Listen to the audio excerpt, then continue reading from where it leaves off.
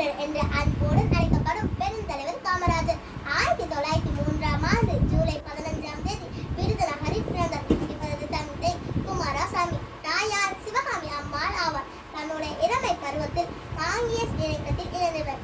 1919ஆம் ஆண்டு பல்வேறு சுதந்திர போராட்டத்தில் கலந்து கொண்டார். குறிப்பாக 1930ஆம் ஆண்டு நடைபெற்ற உப்பு சத்தியாகிரக போராட்டத்தில் பங்கேற்று சிறைக்கு சென்றவர். பெருந்தலைவர் காமராஜர் தமிழ்நாட்டில் ஏழைகளின் கல்வி வளர்ச்சிக்காக பல்வேறு முயற்சிகளை முன்னேற்றார். இலவச கல்வி, மதிய உணவு, பள்ளி சீருடை என கல்வி வளர்ச்சி ஒன்றே இந்த நாட்டின் வளர்ச்சி என்பதை கருத்தில் கொண்டு செயல்பட்டவர். அது மட்டுமல்லாமல் தமிழ்நாட்டில் பல்வேறு மாவட்டங்களில் அணைகள் கட்டி விவசாயத்தில் மறுமலர்ச்சியை ஏற்படுத்தினார். கிராமங்களில் பேருந்து வசதி, மின்சார விளக்குகளை தந்ததும் இவரின் ஆட்சிதான். தன்னுடைய வாழ்நாளை தமிழ்நாட்டு குழந்தைகளின் அர்ப்பணித்த ஒப்பற்ற தலைவர் ஆவார்.